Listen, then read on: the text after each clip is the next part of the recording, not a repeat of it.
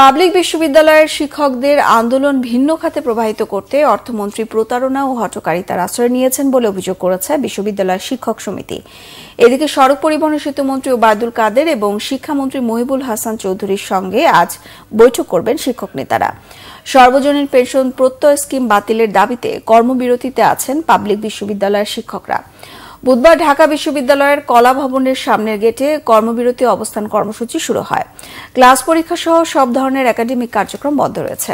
এর আগে 1 জুলাই থেকে সর্বাত্মক কর্মবিরতি শুরু করেন ঢাকা বিশ্ববিদ্যালয়ের শিক্ষকরা। প্রত্যয় স্কিম প্রত্যাহার না হলে আন্দোলন চালিয়ে যাওয়ার কথাও জানান বিশ্ববিদ্যালয়ের শিক্ষকরা।